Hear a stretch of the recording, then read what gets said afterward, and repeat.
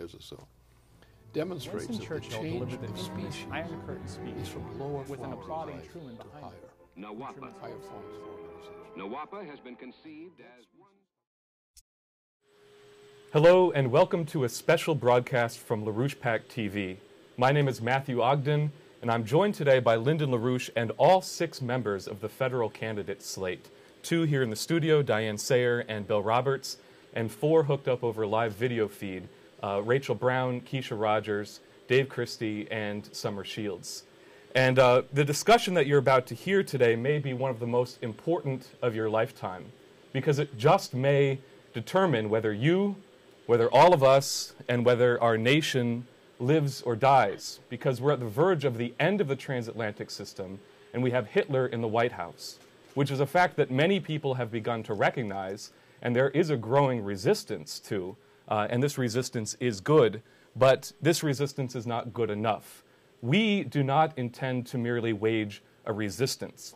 We intend to take power, and we're going to take power through the assertion and affirmation of the fundamental principles of our Constitution.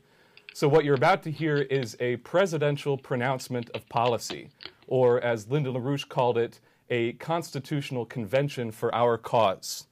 So without further ado, I'd like to introduce to you Mr. LaRouche. The mistakes that are going to be made in the election campaign this year are going to be numerous and not very funny for the greater part. We have no Republican candidate worth voting for. That's clear. And we don't have a candidate now running for president on the Democratic ticket who's fit to vote for. And we have no sign that we're going to get one as of now. I hope we can change that. And one of the purposes of this discussion today is to change it. That what looks like the roster of candidates on both the Democratic and Republican side are not fit to run. And we're going to have to change that by bringing on different kinds of issues and they want to discuss, and different kinds of questions, we hope, from people who are going to discuss with us today.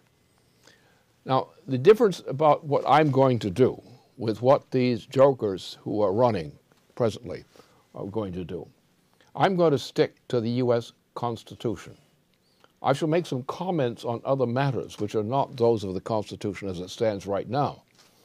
But what I'm presenting is only related to the U.S. Constitution. First of all, the first thing we have to do, if we're going to save this nation, remember this nation, like Europe, is now going into bankruptcy, total bankruptcy. It may be disintegration. Every nation in the world could disintegrate in this period, particularly those in the Western Hemisphere. And that's where we stand. None of these candidates are fit to become president on either side, as of now. I would hope, as I said, we will smoke something better out of the collection. There are 2 issues which are primary. As of now, the transatlantic economy is disintegrating. It is already hopelessly bankrupt and is currently disintegrating. So the very idea at this state of imagining an election coming in November of this year is some kind of a very bad joke, unless something fundamental has changed right now. None of these guys are fit to be president. That doesn't mean they're not fit to be in your neighborhood or something like that. There may be a few cases that really are not, but most of these people would be fit to be in your neighborhood, except for the president. But they're not qualified to deal with this problem. They don't have the temperament, they don't have the knowledge to deal with the problem we face now. First of all, the entire transatlantic system of nation states is now hopelessly bankrupt. Hopelessly bankrupt. If you're counting upon any of these candidates between now and November, you're not going to have a president. This system is hopelessly bankrupt. Right? So the first thing we're going to have to do, we're going to have to get it through. And it doesn't depend upon an election process as such.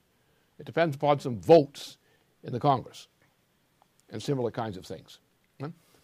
First thing, Glass-Steagall. Now, I mean Glass-Steagall, I mean the original Glass-Steagall law drafted by President Franklin Roosevelt in his terms without a change in a punctuation mark in the whole thing.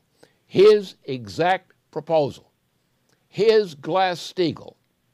Without this Glass-Steagall, the United States is going to die. But that's not all that has to be done. It'll die this year. Your United States will die.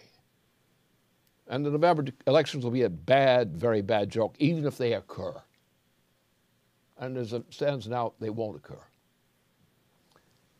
But Glass-Steagall will help. Without Glass-Steagall, we cannot save this nation.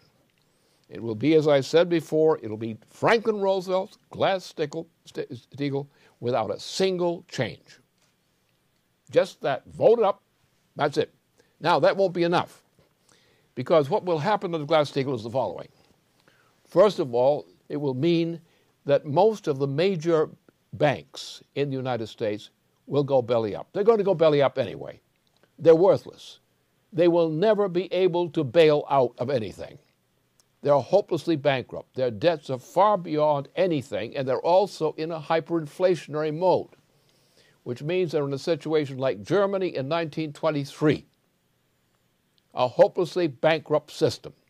What we're going to do with Glass-Steagall is throw all these parts of the banking system, that part of the banking system, the speculative part of the banking system, and we're going to just put it off by itself and say, you guys are no longer part of our system. The federal government has no responsibility for anything about you except trying to control your behavior. You are not going to get a nickel from the United States under Glass-Steagall. All the banks, or the sections of banks which are salvageable because they are, according to valid rules, banking rules, those banks we will save.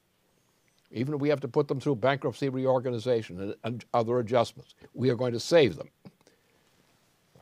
And the federal government will guarantee them. The federal government, however, will not guarantee any of these other banks, many of these speculative banks. They are finished as of now. Nobody could save them because they're hopelessly bankrupt. There's nothing that can be done by the U.S. government to save these other banks. They claim that they need help. They're in danger, that their depositors are in danger. Well, if they don't qualify as Glass-Steagall banks, they don't get bailout. They've already lost everything, and they will never have enough to pay anybody. They're finished. They're gone, except what we salvage out of those banks, which conforms to Glass-Steagall standards. Now, that's not enough. We will save, with the Glass-Steagall legislation, we will save all the banks that are viable banks, that are commercial banks, not these other kinds of banks. But that's not going to be enough to save the nation. So therefore, we're going to have to make another step, which goes back in the 1840s, back to reestablish the original banking system of the United States, which was the banking system of Alexander Hamilton, national banking system. Now, how did we lose this national banking system? Well, it's a kind of a dirty story. It involves the various kinds of criminal types as well, but it involves chiefly a president of the United States, Andrew Jackson, who was a bum. He was actually a bum by who actually was instrumental with the New York banking system in shutting down our original banking system. And that is how we got into trouble. In other words, up to the point of his election as president, when he put through the cancellation of the national banking system, we have been actually operating under a British-style banking system, of that type. Now, as long as we're operating under that rule, now we don't have a chance of keeping the United States alive, even with a Glass-Steagall. We cannot save the United States without Glass-Steagall, but Glass-Steagall is not sufficient to save it. We have to reestablish a national banking system of the constitutional system, which was associated with Alexander Hamilton, which was shut down by this crowd at that time. So we go back to that. Under that condition, the federal government will then be able to provide sufficient credit to launch a genuine recovery of the U.S. economy. Without that measure, it cannot be done. Now, what's the difference? What's called a banking system today, even a commercial banking system, in terms of national rules, is actually the kind of a British-style banking system, a European-style banking system. Under a European-style banking system, which is actually a part of the imperial kind of system, we could not bail out the United States. We could not save the United States. We could save part of it, but we couldn't provide for the needs of our citizens and many other things. If we have a Hamiltonian type of banking system, we can provide sufficient credit to restore the growth of the United States and immediate relief for most of our citizens. Without that change, it can't be done. Now, there are other things that we must do, other kinds of reforms which we must make. Those we can discuss here, but it must be understood that the only way we can save the United States is with Glass-Steagall first, which is not adequate, and then we have to go with a national banking system of the type that was canceled, but which was put into place as a constitutional provision under the influence of Alexander Hamilton. Those two steps will be sufficient, if carried forward, to save the United States now. Now, what we're going to do is during the remainder of this year, we're going to continue to emphasize this, and essentially when it comes to constitutional questions, nothing but this. Because we're going to hammer it away again and again and again. In the meantime, all these other candidates are going to be saying foolish things that won't do any damn good for the people of the United States or the United States itself. So we are going to be hammering away, and we're not going to mix it up with other issues. There are other issues for the campaign. But these other issues have to come after the restoration of our Constitution. Because without this specific definition, without a U.S. constitutional system, which is a credit system, not a banking system, it's a credit system. Without that, you cannot save the United States. With that, we can do it. We can do it right now. And it's the only solution in sight. Because it has to be our Constitution. For example, most of these guys who are running for office on this tribe, right, like the Republican crowd and so forth. Obama, that's hopeless. You'll never get anything good out of Obama. But that crowd, they're all hopeless. They have no idea in the world of what to do to actually save this economy, to save this nation out of these conditions. And they're not likely to discover that either. So we're going to have different candidates than any of those in sight right now. But that's not really a problem, is it? There are various ways we in the United States can run candidacies which can run for president and can be elected. But what we have to do is we have to have constantly, like a hammer, bang, bang, bang, bang, coming down every week, all the time. National banking, Glass-Steagall, national banking. Those two issues are the issues which have to define the future of the United States right now. Under that issue, we can save the United States and help to save much of the rest of the world. Without that, our situation is hopeless. Without a switch to national banking, after installing Glass-Steagall again, we could save the United States. Without those two changes, which are constitutional changes, without those two changes, the United States has not got a prayer of surviving. So if you're going to vote for some other kind of candidate who doesn't do that, you're committing suicide, essentially. So you might as well forget those candidates. They're worthless. And we're going to hammer it this way again and again and again and again. We will be relentless.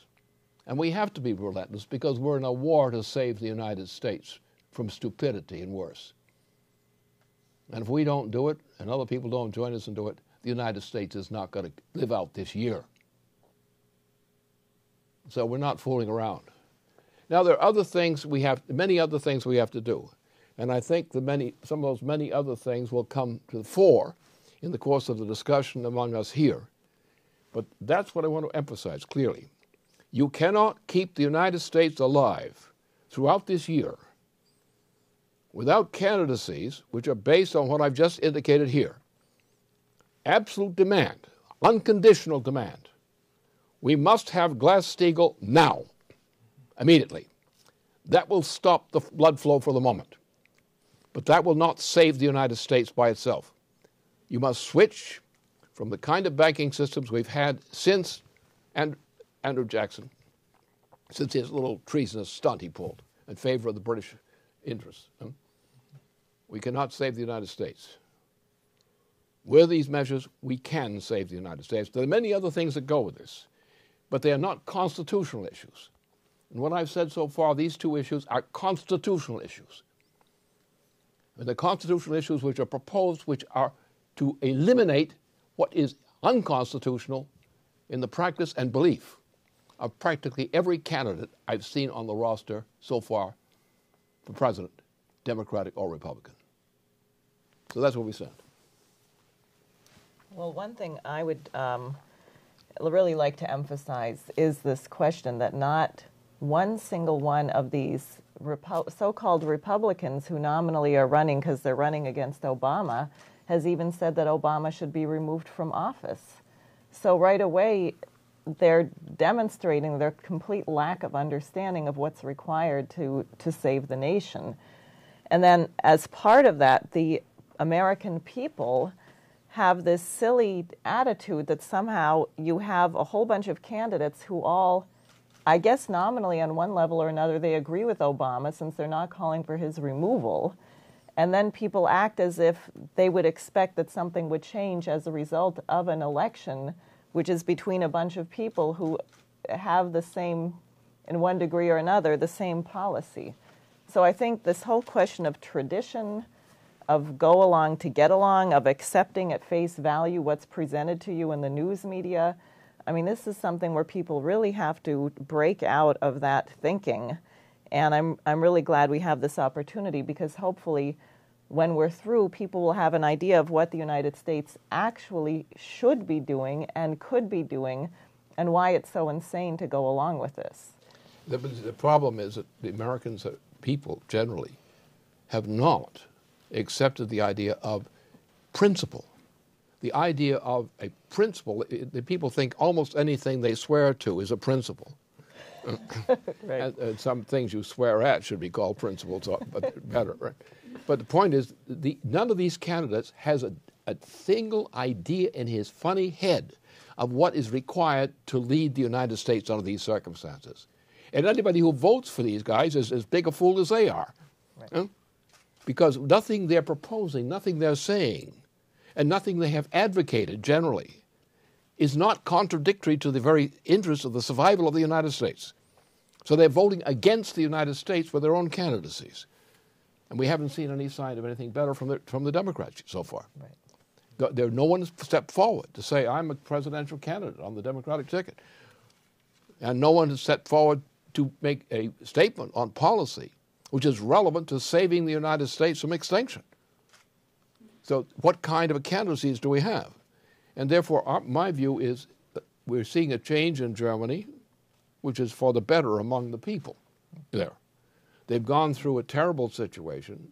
We find the trends in Germany, in opinion, as an improvement in the opinion formation of citizens in Germany, in the discussions in the street and so forth, that I don't see inside the United States.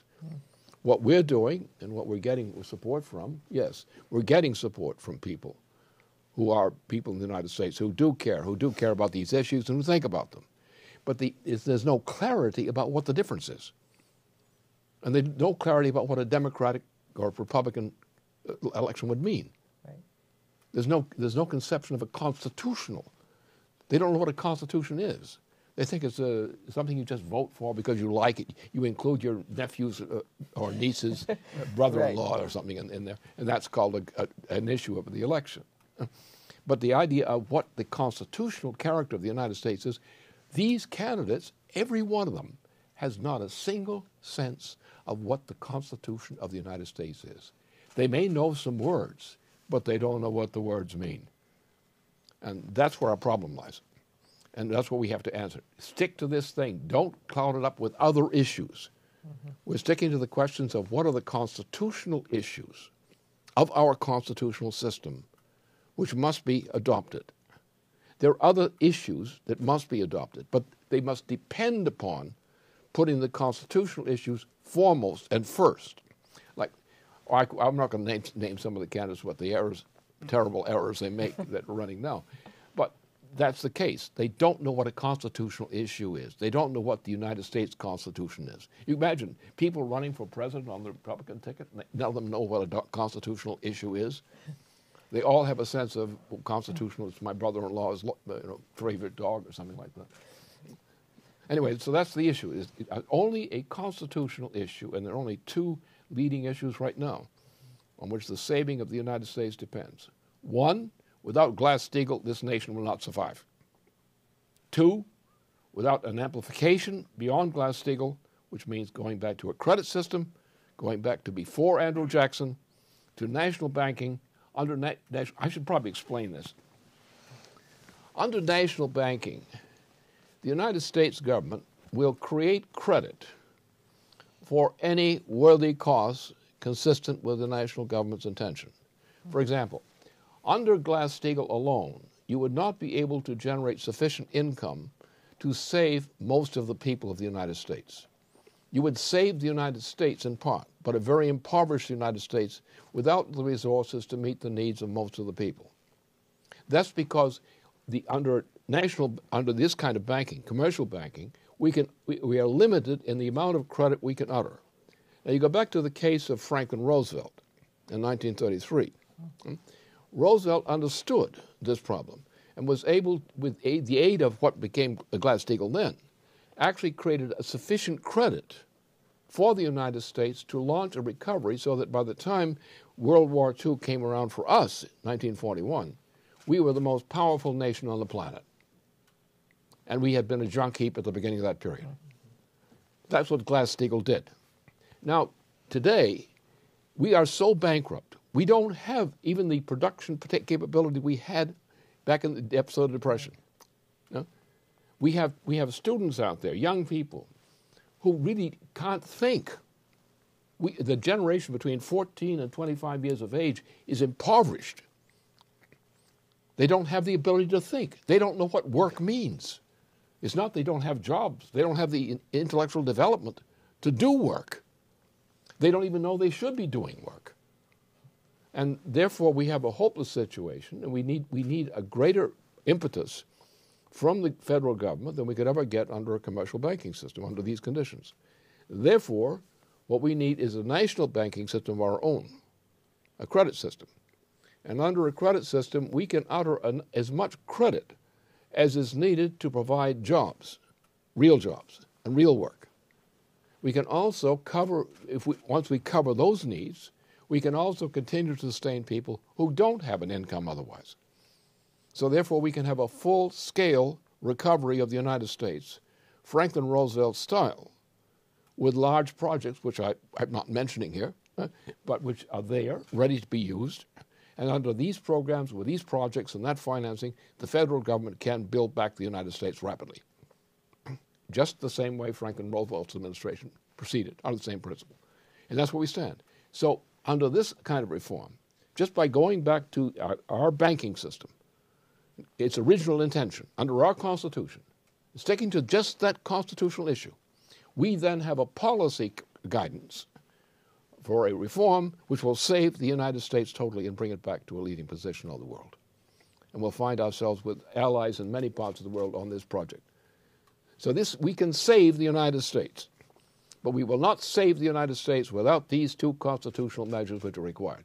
Glass-Steagall must be put through immediately, and we must get back to a banking kind of banking system we had at the beginning, to national banking under a credit system. Under those two conditions, and no other conditions, I can guarantee you we're capable of saving the United States.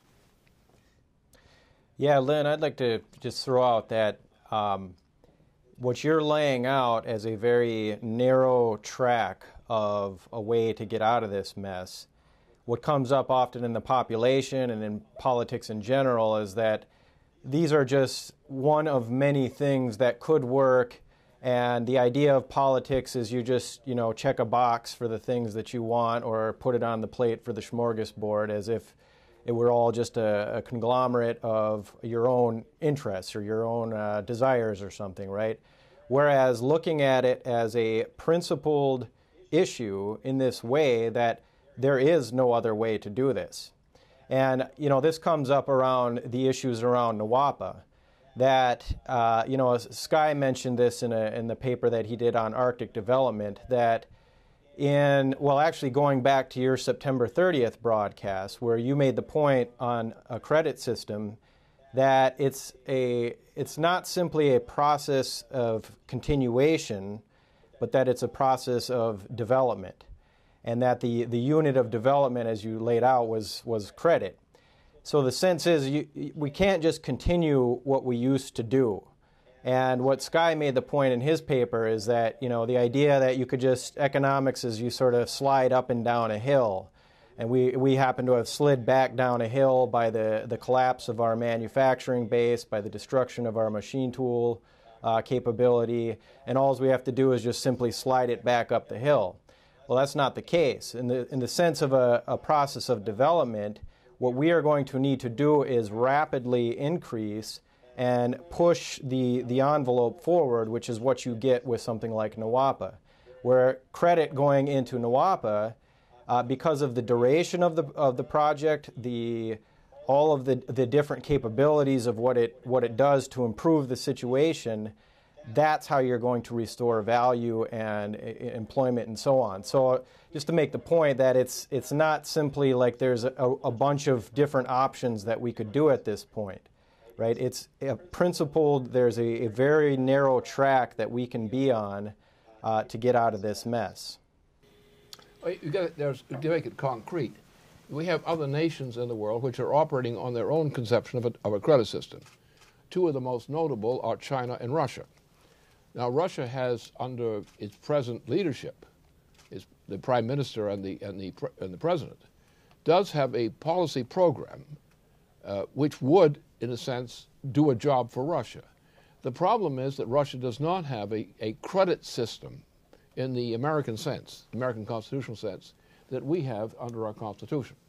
And I would encourage Russia to make that change of going to a credit system under which Russia, which is now going through a new election process, and therefore they will be doing a lot of things after the election process is over. But what they're trying to do will not be sufficient for their intentions, and their intentions are excellent in terms of economic measures. Will not, under the present system, will not do it. They will mean they will have to go, like the United States, as the United States must go, to a credit system. Under Russia's adoption of a credit system, it will be able to play the kind of role it's intended and indicated that it will do in cooperation with the United States. And their role with the United States is important. Just mention one issue here as an example of this. We're now having a fundamental change in the weather of this planet. What's happening is there was a change where the melting of the ice areas, which is not a result of some casualty. The ice accumulation was a result of a mistake that was been done by nature in the Arctic area. And now that mistake is being corrected. So now you have that the Arctic area, instead of looking at the middle of the Earth, looking at the bottom of the Earth, the South Pole, we're now looking at the North Pole area, in which where the ice is melting, and the greatest opportunity for the development of economy of the world is now centered. China is integral to that. China is not up north, but China has built one of these big icebreaker boats, which it's going to use for its participation in the Arctic region. And if you look at the Earth from the standpoint of the north of the Arctic region, and realize this whole area of the Arctic region is now open for development, it indicates where the great potential for growth on this planet is. And the United States, of course, is part of it. We, with Alaska, with our relationship with our neighbor Canada, with the mainstream of the United States territory, these are areas of great potential development. And all we need is the credit system to launch some of the projects which are needed and which will work, which will provide the employment. So it's not just us, that our role in the United States is the one nation which has legacy, the legacy of our American Revolution. Under our legacy tied to collaboration with other nations, and includes most of the population of the planet, we can, in our part, participate to our own benefit in cooperation with these other nations to solve the problems of this planet. It's there before us, but we have to get agreement, which means constitutional agreements. It means that we would like to have Russia adopt a credit system as opposed to what they're using now. We would like to see China doing the same thing.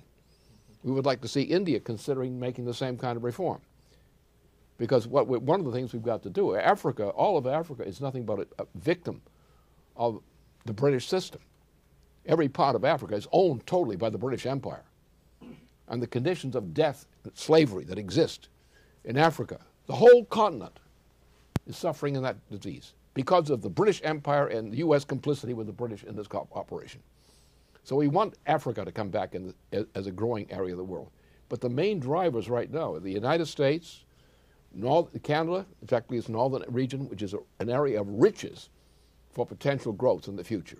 Russia, tremendous territory with tremendous mineral resources, good for the world.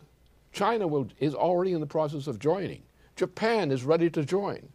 Korea is ready to join now that the North Korea and South Korea situation is becoming better coordinated. India, of course, will be very interested in this.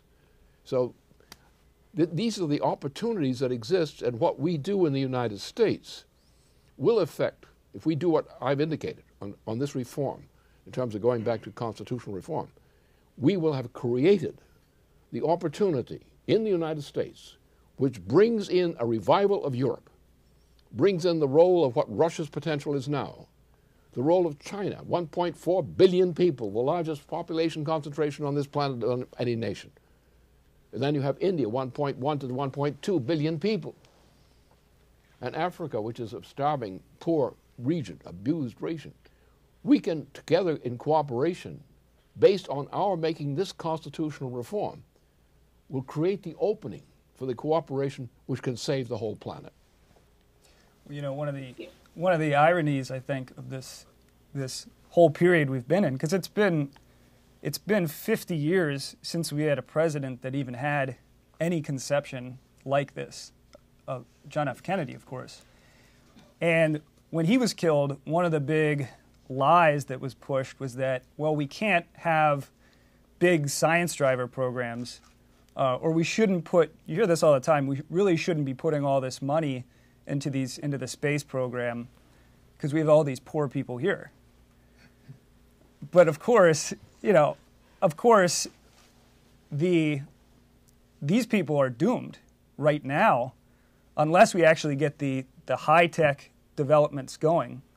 And that requires, in other words, these people are doomed and a lot of other people are doomed unless we actually initiate a credit system and see to it that the margin of output in the long term is going to be much greater than what goes into it, and then also what's needed to cover and compensate for people in old age and people that have to be taken care of.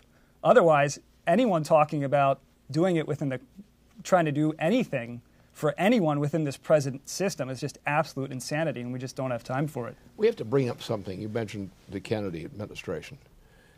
That actually, since John was killed, assassinated, the United States has been going down economically. There was some leftovers, which were largely space program leftovers, into the early 1970s. But already by the time we made the first moon landing, the U.S. economy was on the way down. Now, the nominal cause for the collapse of the U.S. economy after Kennedy's assassination was also his brother's assassination. Remember, he was about to be nominated for the candidate for the presidency on just days before he was assassinated, before some of the radicals on Columbia University and elsewhere were planning to rejoice over his assassination. And it's that crowd that was prepared to rejoice over Kennedy's assassination, Bobby Kennedy's assassination, who did much of the dirty work since that time in taking over leading positions of influence inside the U.S. political system. And it was their role which contributed much to this. But the case of Kennedy, why was Kennedy killed? It was a very simple reason. One primary reason. His economic policy was a growth policy. And with his assassination, the growth policy died. Except for the increase in population, the per capita growth died. Why was he killed? Because he opposed going into a long war in Indochina, which was 10 years of long war from which the United States has never really returned in terms of its economic policy and many other policies. And therefore, Kennedy was killed because some people didn't like what he was doing, and what he was doing was good. And this is, again, the constitutional issue. When people say that, poor people, all this is all hypocrisy. Right. They created more poor people with their policies. They destroyed people. They destroyed people in Vietnam. That was destruction. People went out there as human beings and came back as drug addicts and whatnot. It never quite came back together again. Yeah. The United States became worse and worse. We had decent presidents. I mean, some things Reagan did were not bad. Huh? But generally, of course, we have Clinton, who did what he could. But in general, our political system has degenerated. Our economy has degenerated. Our morals have degenerated in terms of economic and other morals have degenerated. And what we need is to get back to what was taken away from us by the death of Roosevelt and the assassinations of John and Robert Kennedy, which were the two changes in politics done by forceful means, which sent us on this road down to the hell we're in today. If we can, and we have to say these things. They're not constitutional issues as such, but we are reminded of them when we think about what the constitutional issues are. It seems constitutionally that the principle of the credit system is going to be defined by increasing the standard, living standard of your population. And if you look at this from the standpoint of what we're talking about, the developments where you're discovering new physical principles, universal physical principles, that's what something like the development of the Arctic development would represent. And that is also what you see from the standpoint of what NWAPA represents. And you can look at this along the lines of how the development of the manned space program was exactly that. The manned space program and what we defined as our Mars colonization program has been exactly along that lines, that you're going to improve the living conditions of your population. You're going to actually give your society a mission once again. And that mission is going to be defined by discovery of higher principles of productive employment and productive understanding of science and technological-based development for your society. And so, like, if you look at John F. Kennedy's manned moon landing and how the scientific and technological progress that went into this was actually giving, I believe it was something like for every penny put into the space program, we got 14 cents back in economic development. That is how you define a certain direction and mission for your nation around increase in technological and scientific improvements. Thing to emphasize in this connection, which the space program intersects, as other things intersect also, is what we call energy flux density. The ability of the human species to sustain its present and growing population depends upon fundamental scientific progress, which means more capital-intensive forms of production, more capital-intensive forms of employment, capital-intensive improvements in public works, which are essential for the nation. For example, one of the crucial things which is needed, in addition that we do need the space program badly, we need to get rid of Obama, partly because he's an opponent of that.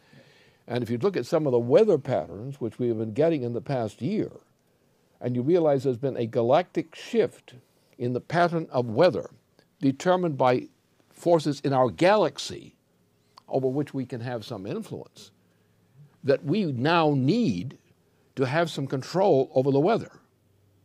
Now, there are ways we can proceed to act against these weather problems. But look at, for example, food shortage. We're in a situation where, as come spring, as of now, with the Obama presidency still maintains its policy, we're going to have mass starvation in the United States by springtime this year. Because the Obama administration itself, apart from what it's done to the economy, but its very policies on agriculture and the criminal policy of agriculture, this international swindle done by international agricultural interests, which are creating starvation conditions in various parts of the world, including the United States.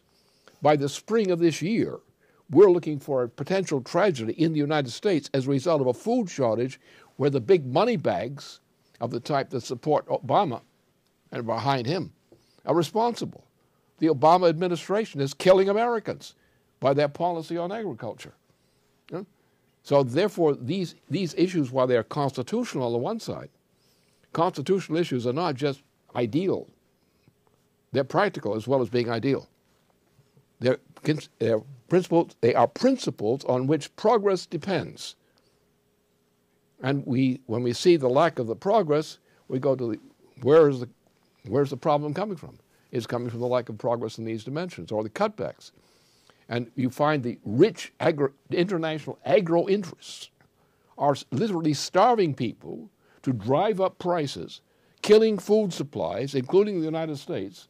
And we're faced with a very dangerous condition come spring of this year, unless something is done very soon, which would mean something doing to get Obama out of office. And I'm sure you that once the Glass-Steagall were passed, Obama would want to leave office immediately. And I think other people would help him do that. Yeah, I think, Lynn, we clearly, and for the discussion we're having here, what we're clearly talking about is a fascist policy. We're also clearly talking about a solution, which is a full employment economic solution. And I think that it's hard for many of the American people to fathom a constantly developing economy into the future, and one where you have candidates that come out and campaign like Franklin Roosevelt did with his Four Corners Project. What he did in fighting for the national development, even before the war started, there was a huge amount of development across the nation, and you just see the before and after pictures of what happened to the nation. And then what you see what we're talking about is something which is on the scale of massive regional development, not just something that's based coast to coast, border to border, but something that's much more massive. And then this takes us right into space and the discussion of space. And I think one of the more beautiful things to get on the discussion table for the American people, to inspire them to have the cultural shift as well as the economic shift, is to get the understanding that we have a universe that actually was made for man. And if you look at the strategic location of the Earth to the moon, you've got a low gravity moon, which makes the moon great for travel off of the moon to go to other places in the solar system. The kind of weather conditions we're going to be facing in the Arctic are the same kind of temperatures we're going to have to face in these lava tunnels in the moon. And we're looking at the Van Allen radiation belt. We can begin to get into the discussion of matter-antimatter reactions. But we know that we have a clear policy, even a clearer policy than even Franklin Roosevelt had then, in terms of where mankind has to go. And if you look at a place here, Lawrence Livermore Labs, the other kind of developments that went out of what Franklin Roosevelt did with the Oak Ridge National Labs and the Tennessee Valley Authority, you have the capability to launch a new age of prosperity for the human species forever. And I think that concept, I think people should get a clear concept of that. Why are we settling for Obama? Why are we settling for these candidates in the Republican side? We have a much grander and more beautiful future awaiting us. We ought to do something else, though, because when you talk about practical measures as so-called, you tend to miss something. The issue here is the issue of mankind. It's not the issue of whether mankind is fed or not, or how well it's fed, or who it's fed to, or whatnot. The question of mankind is the question of mankind as such. And you look inside the head of a human being, so to speak, and you say, what kind of a human being is this? And the greatest danger that we face in the United States is a kind of corruption of the U.S. population, which comes from pessimism, from a lack of, where someone says, well, what am I living for? Take all these poor kids out there on dope who don't want to know what a job is, don't want to know what a job is. They don't want to know what life is. Look at these people in this park around Washington, D.C., in other areas. It's a pitiful sight. The worst thing is not the conditions they suffer as such. It's what these conditions do to their minds, do to their outlook and their sense of identity. And we do good things not because they produce benefits. Yes, we like the benefits. We demand the benefits for people. But what we're looking at is the person. I mean, when you love somebody, do you love the fact they got money? Do you love the fact that they got this benefit or they produce something? Or do you love them because you regard them as people? And it's important to you that people be improved, that they rise to achieve higher achievements than generations before have achieved. All these practical measures are very important, but they have to be tied to, in our approach, to an insight into what they do to the mind of the person. What kind of persons are we producing? We should know that, particularly you get to my age and think back and think what was done to this population of the United States from the time that the Kennedys were assassinated. We have a pattern of moral degeneration and demoralization of our population, the standard of the meaning of life, the goals of life, the sense of education. Look at what passes for entertainment. Look what passes for amusement. Look what passes for all kinds of things in life. And you say you want to live and die for that kind of a junk life, a junkie life? Most Americans today are condemned to a junkie life of one kind or the other. A meaningful purpose in life, one they can be proud of, one which causes them to be proud of this nation. They don't get. So the most important thing about mankind is mankind. Mankind's future as mankind development. The idea that each generation should be an improvement on the previous one, which is not an insult to the previous generation. It's actually a gratification for the immediate, grandparents are always glad to have grandchildren who are smarter than they are. That sort of thing. Oh, they used to be anyway. I'm not sure now. But anyway, so the point is the essence we have to get at in any kind of thing in election work. We're talking about the mind of our citizens, the mind of those who are about to become our citizens. And what are we producing in them? What are we doing to call that forth in them?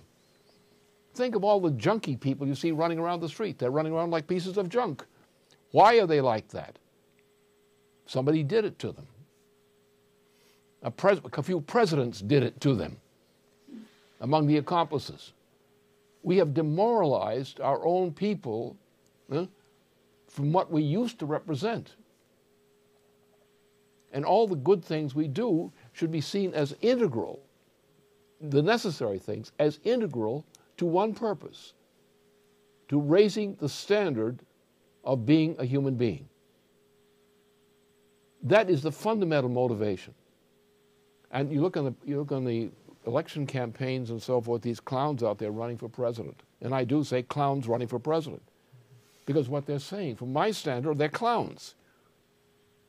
I mean, we should have a clown circus, and we should vote them president this and president that. They can all become presidents on this clown circus. And Mr. President, they all can do it. And they might as well for these guys. But the point is, what's lost in the process is the value of mankind, the value of the person, the development of the value of the person, the achievement of mankind in the future. For example, we're not going to survive in this galaxy unless we get a little bit smarter.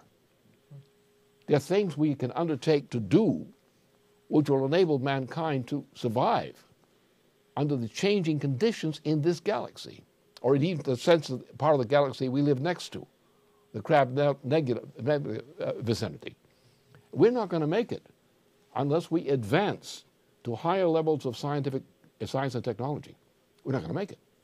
But above all, what this means is we're not making it as human beings because we are not developing our human beings from a lower level to a higher level of being a human being. That's where the great problem lies. If people have a sense of the value of themselves and to be ashamed of themselves not to be improved, not to be part of an advancement of the human condition and human quality of life, they're in a sense a failure on that account, no matter what they achieve otherwise. It's what we achieve in ourselves, in our children and grandchildren, in terms of their development to become a more noble expression of what humanity is.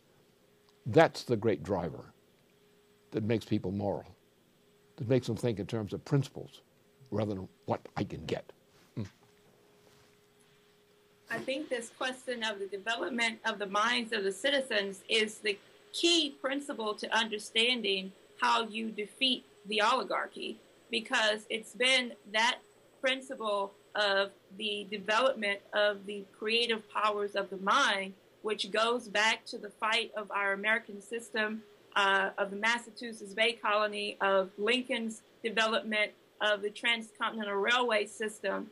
And any great president has actually, in his fight, whether it's Lincoln, Franklin, Roosevelt, Kennedy, against this imperial system of monetarism, against this oligarchy, has always understood that the development of the human mind, committed to ceaseless development of your society, is what is crucially important.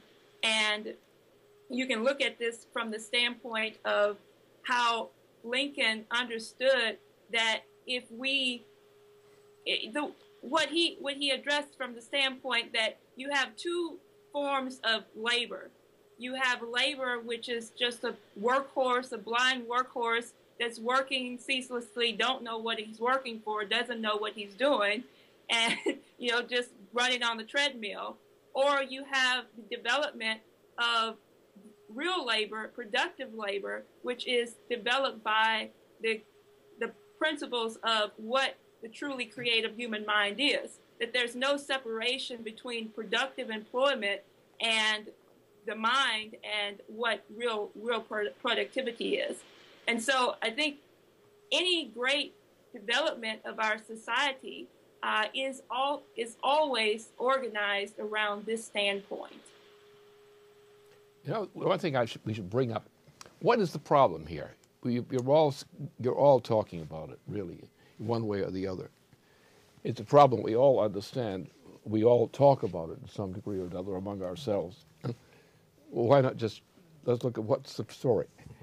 In the history of mankind, as we know mankind as a cultural phenomenon, apart from the dead bones and so forth from far away in the past, the problem is typified by the Peloponnesian War. You had this great war which went on for a protracted period of time. It's what was reported by Homer, and the accounts do have a basis for it. But what the war was about, really what was called the oligarchical system. You had a city which was built up there on the straits, which leading into the Black Sea, Troy. And you had the siege of Detroit, presumably over some woman who got herself captured, willingly, I think, in this case. And so this war went on to a point of extermination of most of the people. And it became known as the Peloponnesian War. And the fact of the Peloponnesian War, the records, the archaeological records and so forth, make the thing pretty clear what it was. But we knew from that point on, looking at Mediterranean-centered civilization in particular, the history of Mediterranean civilization to the present day, all throughout Europe, is dominated by what's called the oligarchical system.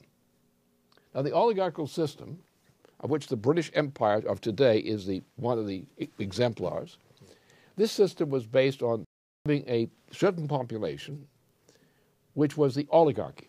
They were called gods. That was the Greek and the Peloponnesian. They're referred to as the gods.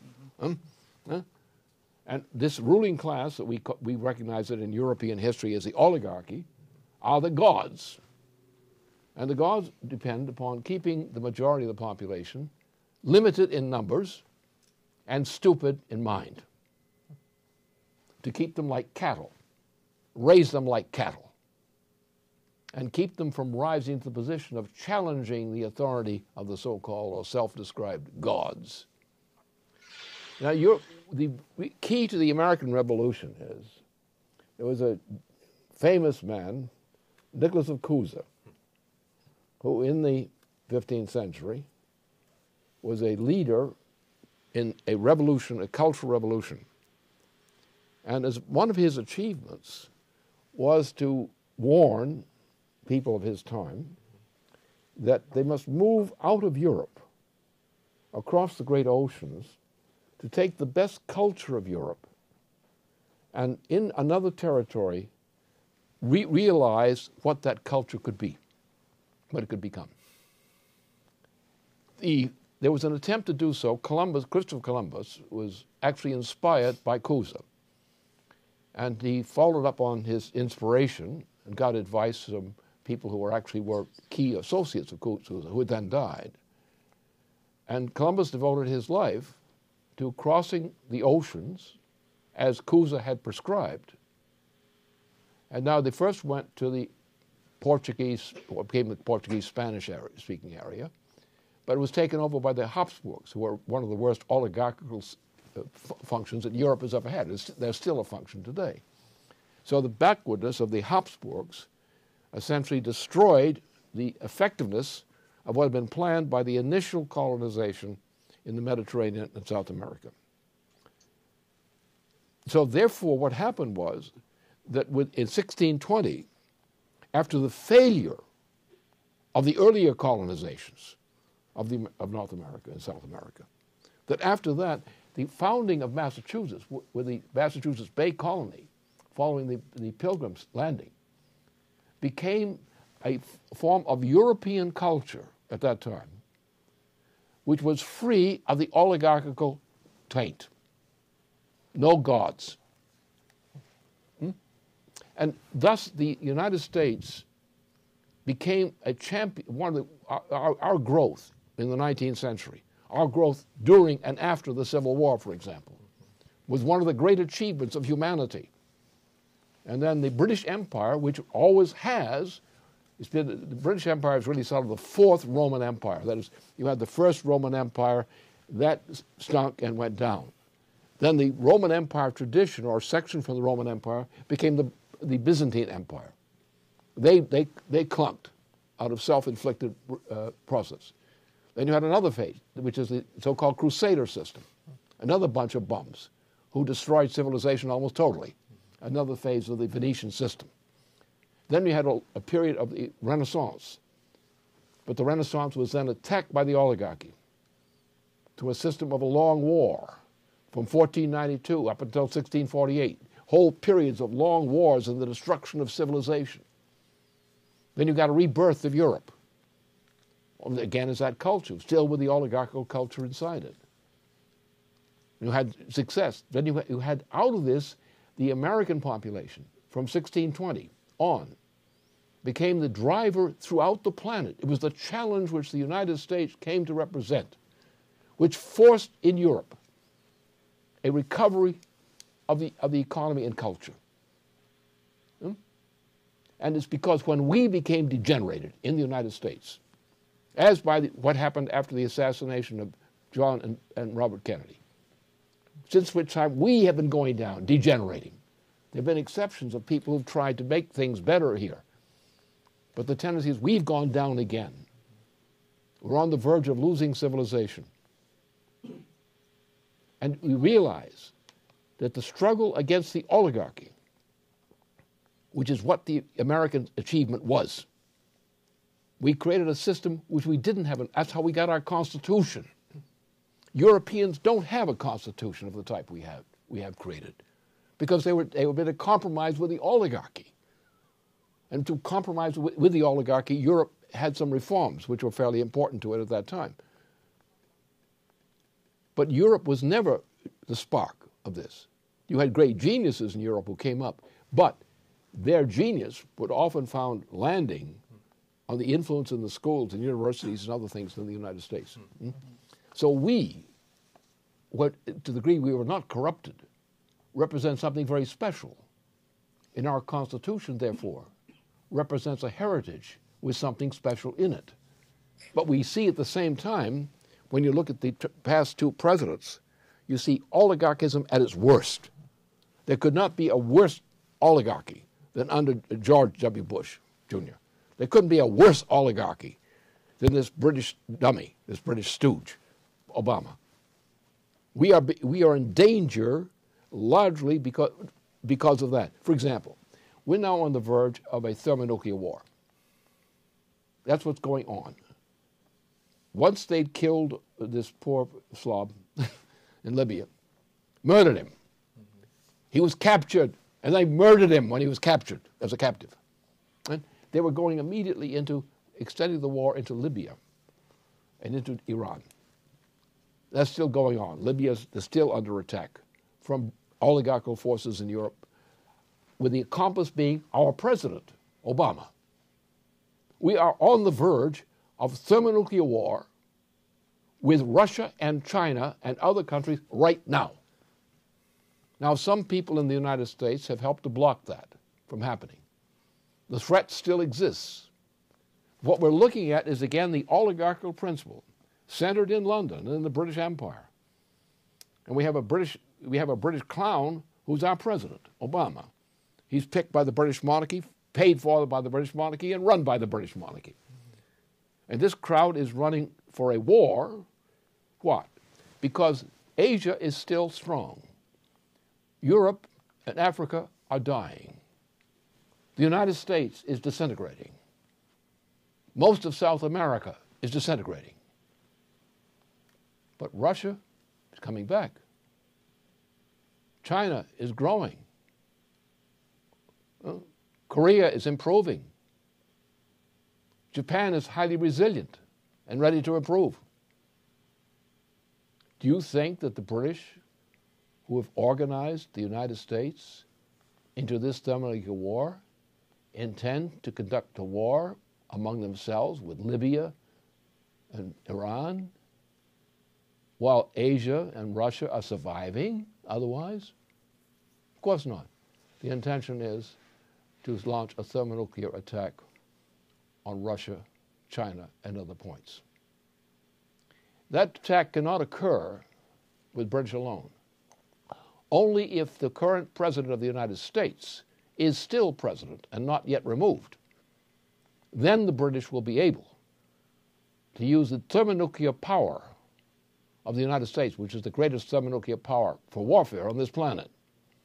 And if they get control of that thermonuclear capability, which our forces represent, our naval forces in particular, then there will be an obliteration war, taking out a good part of Asia and also much of the rest of the world.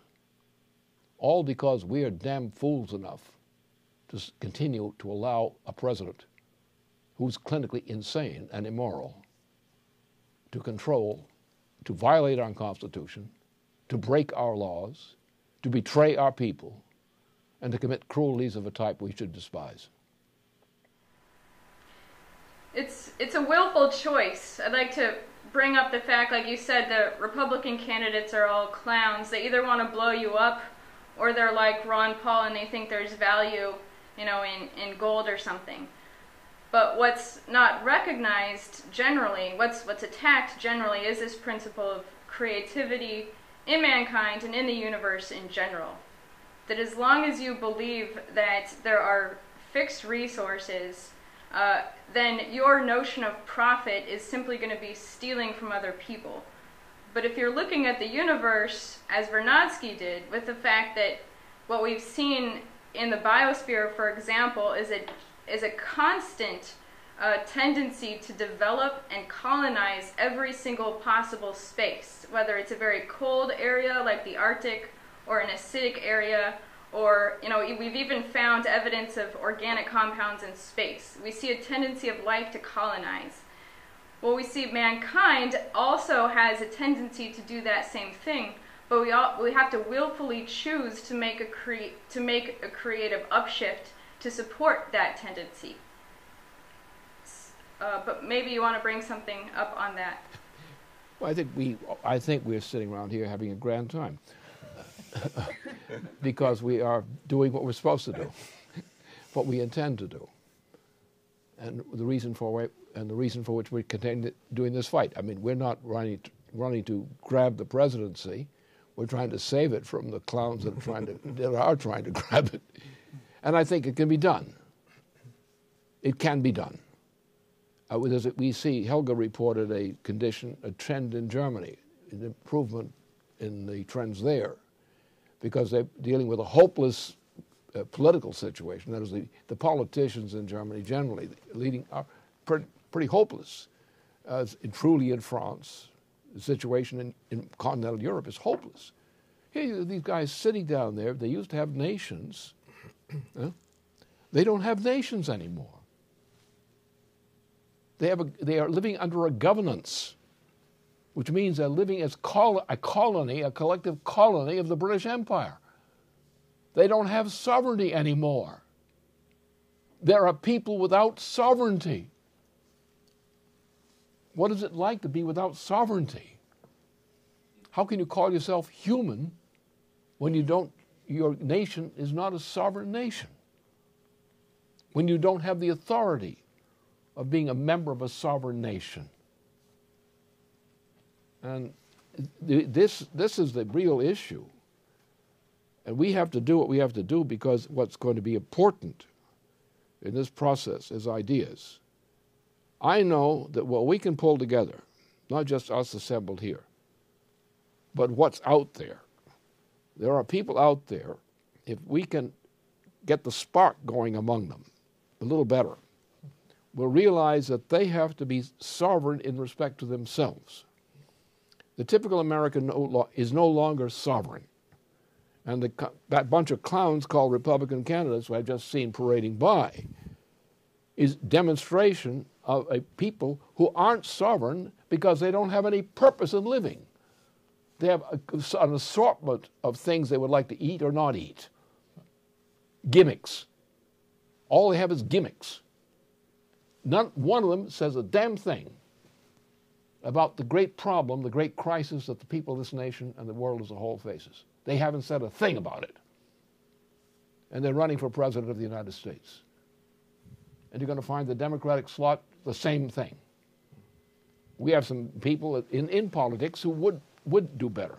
But as long as they're going along with the crowd, adapting to the crowd, all the good things in them are not going to be coming forth. They're going to be something they talk about in whispers on the side, not what they talk about publicly. So we're in a situation where we have the opportunity of speaking truth to places that need truth badly. We don't have a monopoly on anything except, it seems, truth. The beauty is that people can participate in this grand time with us, and that's why we're having this discussion, if they actually know their rightful birthright as American patriots, as American citizens, and that this is what our republic was defined on, these very principles that we're discussing at this moment. And the fact that you have people who are sitting back saying, well, why don't we wait for an election? We only have a few more months. We can just get them out in November. They're not actually realizing what that true birthright is, as what makes them American citizens from the standpoint of what our true republic represents. And people just have to understand, we don't have time to wait. And the people who are, listening to this broadcast are going to have to make the decision that you can't, and realize that you can't vote Hitler out of the White House. And everything that was brought up at the beginning of this discussion, that's what we're dealing with. We're dealing with Hitler in the White House. And so this beautiful recovery plan in which we're discussing here is what people have the unique ability to participate in if they just choose to do so and choose to take the actions that are needed. Right. Yeah, Keisha, I like to tell people that they should learn the lesson of Rip Van Winkle. Well, also just to make one quick point on this issue of the credit system, Glass-Steagall, I mean, this is necessary for us to survive in terms of the good, but what this does is it destroys this British imperial system that's been running mankind for so long. And, you know, I mean, just it's useful to point out all the major world religions have policies against usury. You know, Jesus Christ didn't throw over the money changer, the tables in the temple because he didn't feel like shopping that day. It's this principle of usury, and this is what we have to crush with this Glass-Steagall and the credit policy. So, you know, in one sense, yes, we need it for the future development of mankind, but we need it to destroy these guys for good.